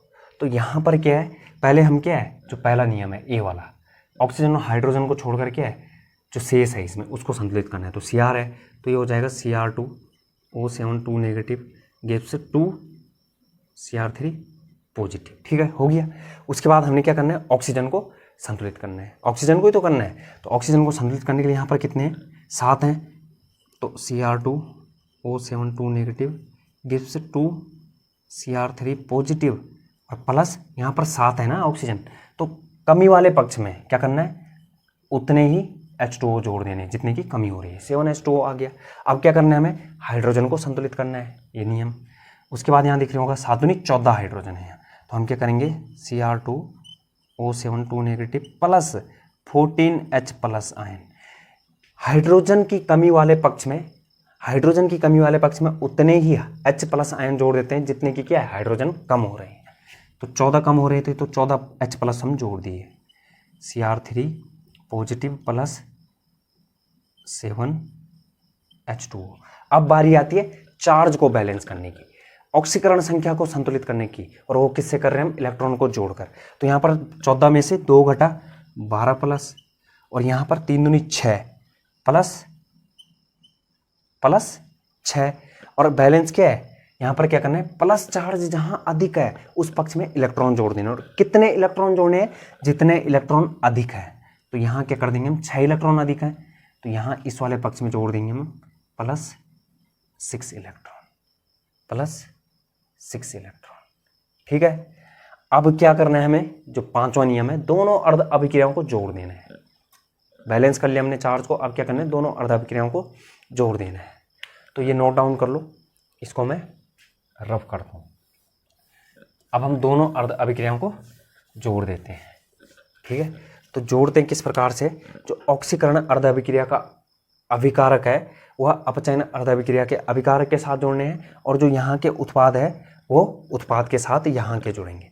जो लेफ्ट हैंड साइड वाले लेफ्ट हैंड साइड से और राइट हैंड साइड वाले राइट हैंड साइड से। ठीक है, दोनों अर्ध अभिक्रियाओं को इस प्रकार जोड़ना है कि क्या है, इलेक्ट्रॉन कैंसल आउट हो जाए। तो अब सॉल्व करते हैं, इलेक्ट्रॉन कैंसल आउट हो जाए, जो पांचवा नियम है। किस प्रकार से जोड़ना है कि जो दोनों क्या है, इलेक्ट्रॉन क्या हो जाए, कैंसल आउट हो जाए। तो इलेक्ट्रॉन कैंसल आउट होने के लिए क्या है, यहाँ पर कितने इलेक्ट्रॉन है, 6 इलेक्ट्रॉन है, और यहाँ कितने, 2 इलेक्ट्रॉन। तो इस वाली रिएक्शन में कर दो कितने की मल्टीप्लाई, 3 की। पूरी रिएक्शन में करनी है 3 की मल्टीप्लाई। तो हमें इक्वेशन क्या प्राप्त होगी, 3SO3 2 negative plus H2O gives 3SO4 2 negative plus 3 दूनी 6 H प्लस 3 दूनी 6 इलेक्ट्रॉन। अब हम इन दोनों इक्वेशन को जोड़ देते हैं, ऑक्सीकरण अर्धाभिक्रिया और अपचयन अर्धाभिक्रिया को। तो देखते हैं हमें क्या प्राप्त होती है, 3SO3 2 नेगेटिव प्लस H2O, और यहाँ के लेफ्ट हैंड साइड वाले plus Cr2O7 2 negative plus 14H plus 6 electron gives 3SO4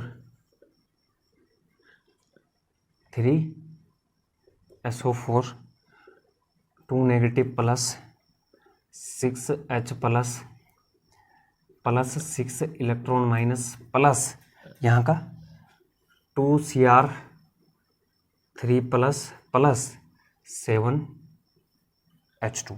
ठीक है, अब यहाँ से क्या है, 6 इलेक्ट्रॉन से 6 इलेक्ट्रॉन कैंसिल आउट होंगे, और 14H प्लस से 6H प्लस घट जाएंगे। ये क्या है, इधर आएगा तो क्या हो जाएगा, घट जाएंगे।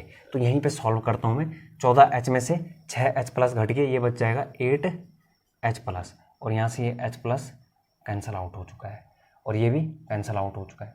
तो यहाँ पर क्या क्या बचा है, ठीक है, और कुछ घट रहा है जी, H2O घट रहा है। क्या घट रहा है, H2O घट रहा है ना, H2O। यहाँ पे क्या होना था, 3H2O, 3 की मल्टीप्लाई की ना हमने, तो 3H2O क्या होना था, 3H2O। तो यहाँ क्या हो जाएगा, ये 3H2O आगे जाएंगे तो क्या हो जाएगा, ये माइनस हो जाएगा 7H2O में से।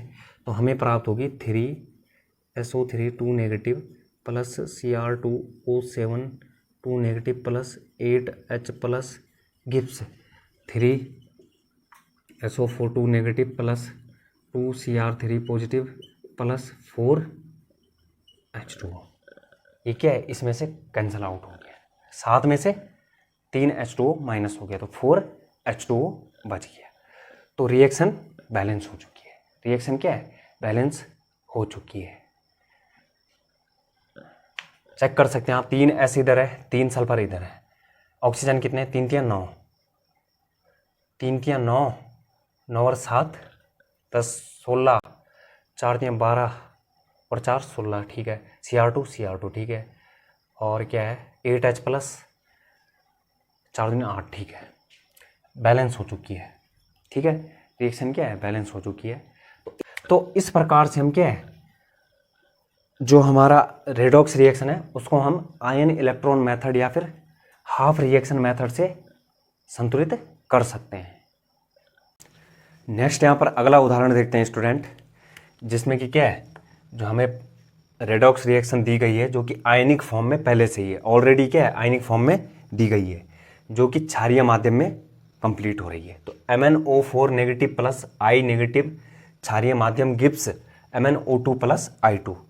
तो इसमें क्या करना है हमें, जो सबसे पहला स्टेप है आयनिक फॉर्म में लिखना, जो कि हमें ऑलरेडी दिया गया है। इसके बाद क्या करना है, हमें ऑक्सीकरण एवं अपचयन की पहचान करनी है। क्या करना है, ऑक्सीकरण एवं अपचयन की पहचान करनी है। तो यहाँ पर I पे क्या है, -1 है, तो -1 से और I से 0 की ओर जा रहा है, यानी कि जो ऑक्सीडेशन नंबर है वह इंक्रीज हो रहा है। यहाँ पर क्या है, ऑक्सीकरण हो रहा है, ऑक्सीकरण हो रहा है। और ऐसे ही बात करूँ यहाँ पर Mn की MnO2 में, तो यहाँ पर Mn के ऑक्सीडेशन नंबर किस प्रकार से, X प्लस -8 = -1, X = +7, यानी कि इसके यहाँ पर +7। ऐसे ही इसके लिए क्या होगी, X प्लस -4 = 0, X = +4, यानी कि ये +4 ऑक्सीडेशन स्टेट में। तो यहाँ पर किसका हो रहा है, ये हो रहा है स्टूडेंट यहाँ पर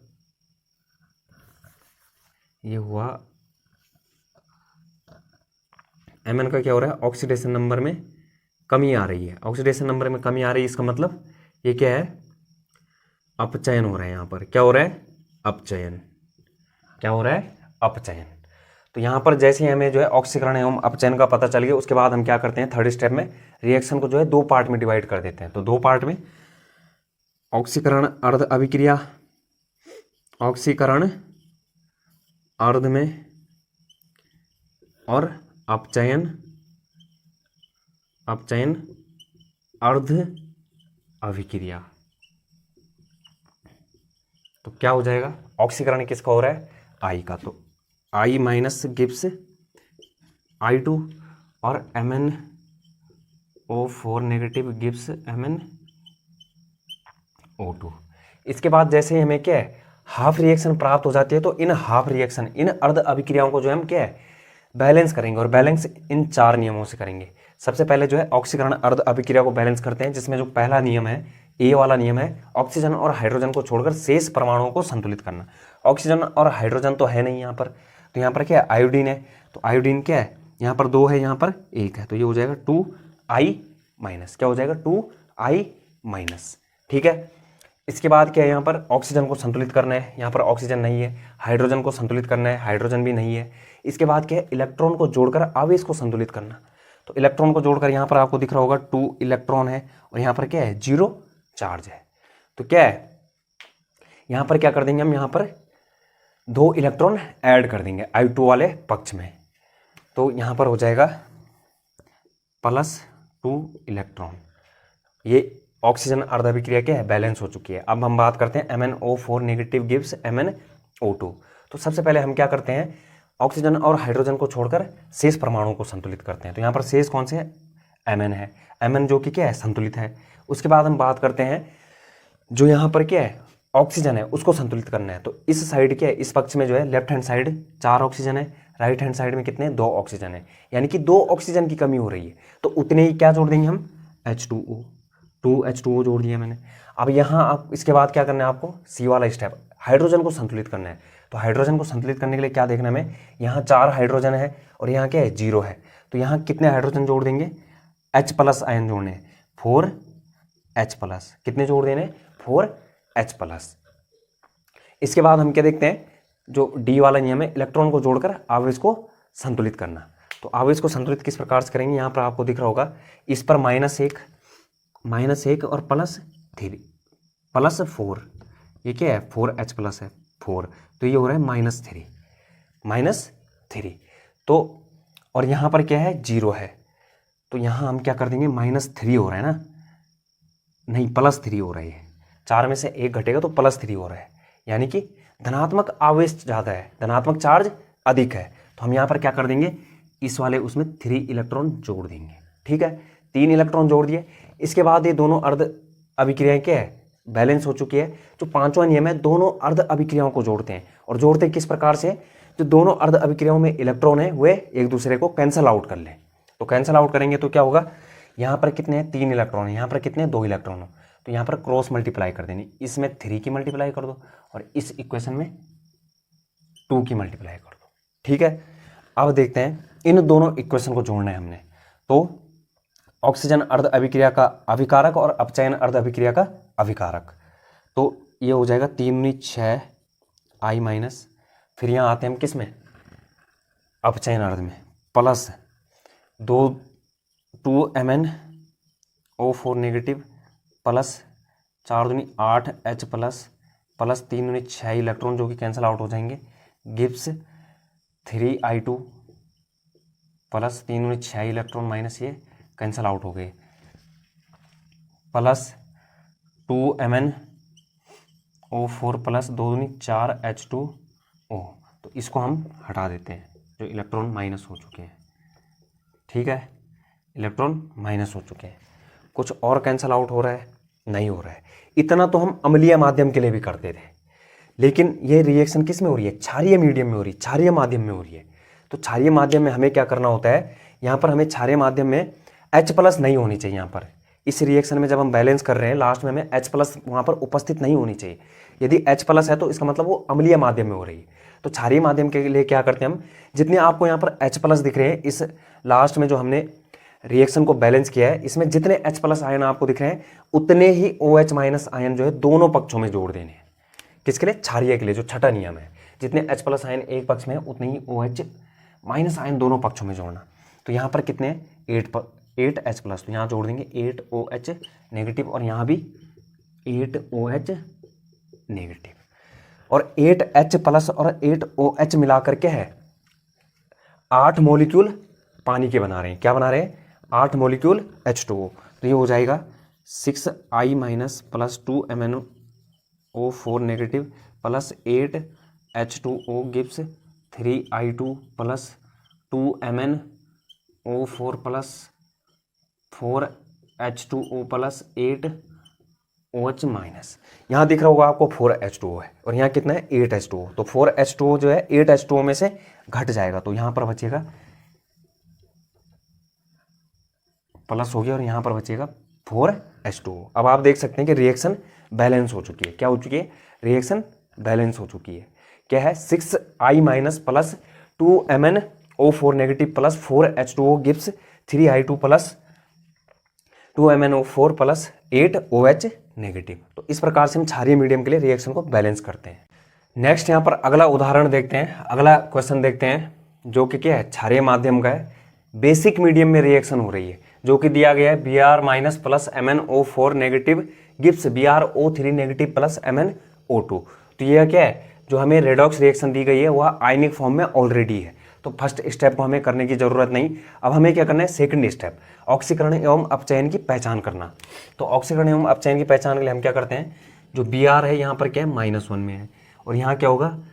X + -6 = -1, X = हो जाएगा +5, यानी कि ये क्या है? +5 में है यहाँ पर। तो ये हो जाएगा यहाँ -1 से कितना जा रहा? +5, यानी कि ऑक्सीडेशन नंबर में वृद्धि हो रही है, जिसका मतलब है कि ऑक्सीकरण हो रहा है। यहाँ पर क्या हो रहा है? ऑक्सीकरण। इसी प्रकार से MnO4 नेगेटिव में, तो MnO4 नेगेटिव किस प्रकार से ज्ञात करते हैं हम? X + -8 = -1, X = +7 और ऐसे यहाँ पर X + -4 = 0, X = +4। तो ये क्या हो रहा है? +7 से +4 जा रहा है। क्या हो रहा है? +7 और +4। तो किस प्रकार से ज्ञात करेंगे? वो ज्ञात करेंगे हम यहाँ पर Mn जो है इसका क्या हो रहा है? ऑक्सीडेशन नंबर में कमी हो रही है। इसका मतलब ये क्या है? अपचयन हो रहा है। यहाँ पर क्या हो रहा है? अपचयन हो रहा है। जैसे हमें जो है ऑक्सीकरण एवं अपचयन की पहचान कर ली, तो इसके बाद हम क्या करते हैं? रिएक्शन को 2 पार्ट्स में डिवाइड करते हैं। पहला क्या है? ऑक्सीकरण अर्ध अभिक्रिया, ऑक्सीकरण अर्ध अभिक्रिया, और दूसरा क्या है? अपचयन अर्ध अभिक्रिया, अपचयन अर्ध अभिक्रिया। तो ऑक्सीकरण किसका हो रहा है? Br negative gives BrO3 minus, और अपचयन किसका हो रहा है? MnO4 negative gives MnO2। ठीक है, MnO2। अब यहाँ पर हम इन दोनों प्राप्त अर्ध अभिक्रियाओं को जो बैलेंस करते हैं, तो पहले जो ऑक्सीकरण अर्ध अभिक्रिया है उसको बैलेंस करते हैं। ऑक्सीजन और हाइड्रोजन को छोड़कर शेष परमाणु को संतुलित करना। तो Br 1 है, Br यहाँ भी 1 है। कितना है? Br यहाँ भी 1 है। ठीक है, इसके बाद क्या करना है? शेष परमाणु जब संतुलित हो जाए तो उसके बाद ऑक्सीजन को संतुलित करते हैं। यहाँ पर कितने ऑक्सीजन है? 3 है। कितने ऑक्सीजन है? 3 है। इसका मतलब हमें यहाँ पर जो है Br- + 3H2O जोड़ने हैं, गिव्स BrO3-। ठीक है, इसके बाद क्या करना है? हमने जब ऑक्सीजन संतुलित हो जाए उसके बाद क्या करना है? हाइड्रोजन को संतुलित करना है। तो हाइड्रोजन को संतुलित करने के लिए क्या करते हैं? हम H+ आयन जोड़ देते हैं जितने हाइड्रोजन की कमी हो रही है।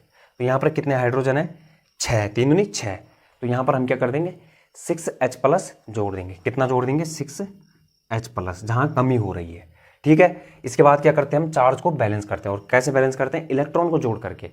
तो यहाँ पर क्या है? -1 है, यहाँ पर क्या है? ये -1 है, और यहाँ पर क्या है? ये -1 + ये 6H प्लस है, यानी कि +5 में आ रहा है। तो यहाँ पर क्या कर देंगे हम, सीधे डायरेक्ट +6 इलेक्ट्रॉन जोड़ देंगे। 6 इलेक्ट्रॉन से 6 ये पॉजिटिव कैंसिल आउट हो जाएंगे, तो -1 बच रहा है, यहाँ भी माइनस। तो इस प्रकार से यहाँ पर क्या हो गया, ये रिएक्शन जो ऑक्सीकरण अर्ध अभिक्रिया है वह बैलेंस हो चुकी है। नेक्स्ट यहाँ पर देखते हैं अपचयन अर्ध अभिक्रिया को। तो इसमें क्या करना है, पहले ऑक्सीजन और हाइड्रोजन को छोड़कर शेष परमाणुओं को संतुलित करना है। तो Mn 1 है, यहाँ भी 1 है। उसके बाद क्या करना है, ऑक्सीजन को संतुलित करना है। तो ऑक्सीजन को किस प्रकार संतुलित करेंगे, MnO4 negative gives MnO2 plus 2H2O, ठीक है, क्योंकि यहाँ पर क्या है, 2 ऑक्सीजन की कमी थी तो 2 H2O जोड़ दिए हमने। इसके बाद क्या है, ये हाइड्रोजन को संतुलित करना है। तो यहाँ हाइड्रोजन कितने हैं, 2 दूनी 4, कितने हाइड्रोजन है, 2 दूनी 4, और यहाँ कितने हैं, 1 भी नहीं, तो +4H प्लस, क्या है 4H प्लस। इसके बाद क्या है, यहाँ पर चार्ज को हमने बैलेंस करना है, इलेक्ट्रॉन को जोड़कर आवेश को संतुलित करना है। तो यहाँ कितने 0 है, और यहाँ 4 प्लस और 1 माइनस का है, तो यानी कि 3 प्लस में है। तो हम यहाँ पर क्या करेंगे, +3 इलेक्ट्रॉन जोड़ देंगे, ठीक है। तो चार्ज बैलेंस हो चुका है।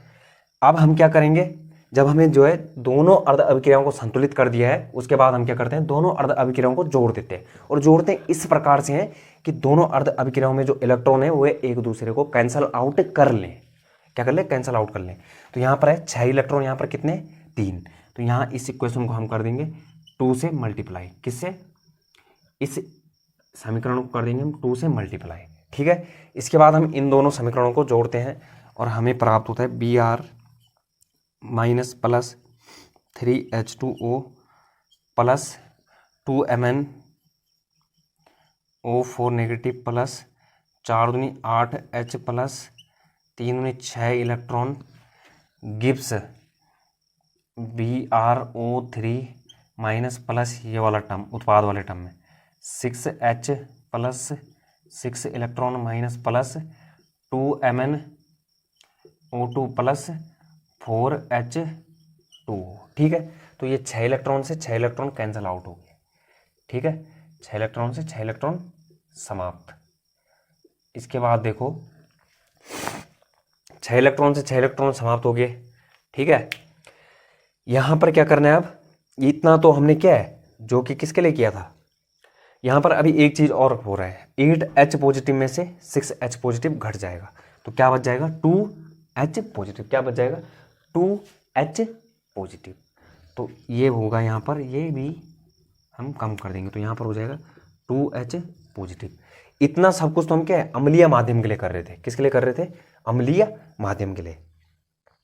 इसके बाद ये रिएक्शन जो हो रही है क्षारीय माध्यम में हो रही है। तो क्षारीय माध्यम के लिए क्या करते हैं हम, जितने आपको H+ आयन किसी भी पक्ष में दिख रहे हैं उतने ही OH- आयन जो है दोनों पक्षों में जोड़ देते हैं। तो यहाँ पर 2H+ आयन है, तो दोनों पक्षों में क्या कर देंगे 2OH- plus 4H2O plus 2OH-, ये ठीक है। इसके बाद ये 2H प्लस प्लस 2OH- क्या है 2H2O बनाएंगे, तो ये हो जाएगा Br minus plus 3H2O plus 2MnO4 negative plus 2H2O gives BrO3 negative plus 4H2O plus 2MnO2 plus 2OH-। यहाँ कितने H2O है 4, यहाँ कितने 3 और 2 5, तो 5 में से 4 H2O गए तो कितना बचेगा, ये बच जाएगा आपके पास H2O, और यहाँ से क्या है ये हट गया प्लस। तो इस प्रकार से क्या है, जो ये रिएक्शन है यह संतुलित हो चुकी है। क्या हो चुकी है, जो रिएक्शन है वह संतुलित हो चुकी है। Br minus plus H2O plus 2MnO4 negative gives BrO3 minus plus 2OH negative plus 2MnO2। तो इस प्रकार से हम क्या क्षारीय माध्यम के लिए रेडॉक्स अभिक्रिया को संतुलित करते हैं। नेक्स्ट यहाँ पर बात करते हैं स्टूडेंट अगले क्वेश्चन की, जो कि क्या है विदाउट आयनिक फॉर्म में। क्या है, यहाँ पर ये आयन की फॉर्म में नहीं दिया गया है, तो इसको हम पहले क्या करेंगे आयनिक फॉर्म में लिखेंगे। तो यहाँ पर जो समीकरण है, जो हमें इक्वेशन दी गई है, जो रासायनिक अभिक्रिया हुआ है Cu plus HNO3 concentrated gives CuNO3 का whole twice plus NO2 plus H2O। तो यहाँ पर क्या है, ये Cu के आयन हमें होंगे और ये क्या है H plus plus NO3 minus, तो H प्लस लिखने की जरूरत नहीं है क्योंकि हमें बाद में क्या है जब बैलेंस करेंगे तो वहाँ पर H प्लस आना ही है। इसके बाद क्या होगा Cu2 positive plus NO3 minus 1, क्या है NO3 माइनस 1 और plus NO2 plus H2O। H2O की लिखने की जरूरत भी नहीं है क्योंकि जब हम ऑक्सीजन को संतुलित करेंगे तो वहाँ पर H2O ने आना ही है। ठीक है, अब हम इसमें देखते हैं कि किसका ऑक्सीकरण हो रहा है। हमने क्या इसको आयनिक फॉर्म में लिख दिया। अब देखते हैं किसका ऑक्सीकरण हो रहा है और किसका रिडक्शन हो रहा है। तो Cu जो है 0 ऑक्सीडेशन से +2 में जा रहा है, तो इसका मतलब ऑक्सीडेशन नंबर में क्या है वृद्धि हो रही है। ऑक्सीडेशन नंबर ऑक्सीकरण संख्या में वृद्धि हो रही है, तो वृद्धि होने का मतलब है कि ऑक्सीडेशन हो रहा है। ऑक्सीडेशन मतलब ऑक्सीकरण। ऐसे ही NO3 से NO3 में जाएगा तो ये क्या है आगे चेंज नहीं हो रहा है, तो हमें NO3 नेगेटिव को भी लिखने की यहाँ ज़रूरत नहीं। इसका मतलब यहाँ से यहाँ पर, तो यहाँ पर ऑक्सीकरण संख्या कितनी है n की x -6 is equal to -1, x is equal to +5, ये यहाँ पर +5 में है। और यहाँ पर कितनी है x -4 is equal to 0, x is equal to +4, यानी कि +4 में ऑक्सीकरण संख्या में क्या है कमी हो रही है। तो ऑक्सीकरण संख्या में जब कमी हो रही है तो इसका मतलब इसका क्या हो रहा है अपचयन रिडक्शन। तो हमें क्या है अब जो है यहाँ पर ऑक्सीकरण एवं अपचयन की पहचान कर ली है। इसके बाद हम जो है इस रिएक्शन को जो है 2 पार्ट में डिवाइड करते हैं। तो 2 पार्ट में डिवाइड करते हैं रिएक्शन को। फर्स्ट पार्ट है ऑक्सीकरण अर्ध अभिक्रिया। सेकंड पार्ट क्या है अपचयन अर्ध अभिक्रिया। ठीक है, तो यहाँ पर ऑक्सीकरण किसका हो रहा था Cu गिव्स Cu2 पॉजिटिव। ठीक है, इसके बाद जो रिडक्शन हो रहा था NO3 नेगेटिव गिव्स NO2, ये हो रहा है यहाँ पर रिडक्शन और ये हो रहा है ऑक्सीडेशन। ठीक है, तो अब क्या करना है इन दोनों अर्ध अभिक्रियाओं को बैलेंस करना है। 4 नियम है, ऑक्सीजन और हाइड्रोजन को छोड़कर शेष। तो यहाँ पर क्या है Cu बैलेंस है, क्या है Cu बैलेंस है, और यहाँ पर ऑक्सीजन भी नहीं है हाइड्रोजन भी नहीं है, तो सीधे हम क्या है चार्ज को बैलेंस करते हैं, जो ऑक्सीकरण संख्या उसको बैलेंस करते हैं। वो किस प्रकार से इलेक्ट्रॉन को जोड़कर। ठीक है, इलेक्ट्रॉन को जोड़कर, तो यहाँ पर क्या कर देंगे +2 इलेक्ट्रॉन माइनस, क्या कर देंगे +2 इलेक्ट्रॉन माइनस। ये जो ऑक्सीकरण अर्ध अभिक्रिया है वह बैलेंस हो चुकी है। क्या है ऑक्सीकरण जो अर्ध अभिक्रिया है वह बैलेंस हो चुकी है। इसके बाद इसमें क्या है नाइट्रोजन को संतुलित करना है। पहले ऑक्सीजन और हाइड्रोजन को छोड़कर शेष परमाणु को संतुलित करना है। तो नाइट्रोजन है यहाँ पे 1 है, यहाँ भी 1 है, कितना है यहाँ भी 1 है और यहाँ भी 1 है। उसके बाद क्या करना है ऑक्सीजन को संतुलित करना है। तो यहाँ 3 ऑक्सीजन है, यहाँ कितनी है 2 है, कितने ऑक्सीजन की कमी है 1, तो यहाँ पर जोड़ देंगे +H2O, क्या करिए +H2O। ठीक है, उसके बाद यहाँ पर कितने, उसके बाद क्या करते हैं हम H को संतुलित करते हैं, हाइड्रोजन को संतुलित करने। तो यहाँ पर कितने H हैं 2 हैं और यहाँ पर कितने 0 हैं, तो यहाँ पर क्या हो जाएगा 2H+,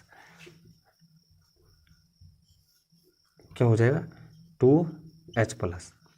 इसके बाद क्या करना है इलेक्ट्रॉन को जोड़कर आवेश को संतुलित करना है।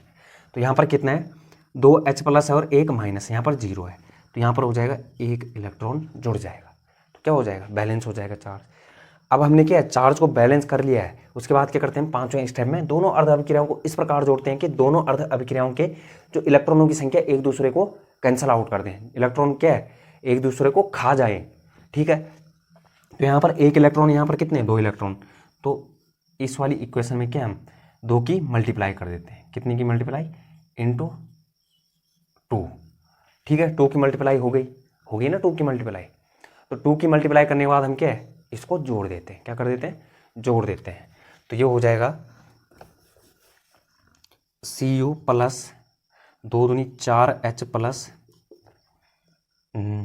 2 NO3 minus +2 electron minus gives Cu2 positive plus 2 electron minus, जो कि कैंसल आउट हो जाएंगे, तो इसको नहीं लिखते हम। ठीक है, इसको क्या है नहीं लिखना है, प्लस इलेक्ट्रॉन कैंसल आउट हो चुके हैं। ठीक है, इसके बाद कहाँ थे हम 2NO3 हो चुका था, ये 2Cu इलेक्ट्रॉन हो गया। इसके बाद यहाँ आते हैं 2NO2 प्लस 2H2O।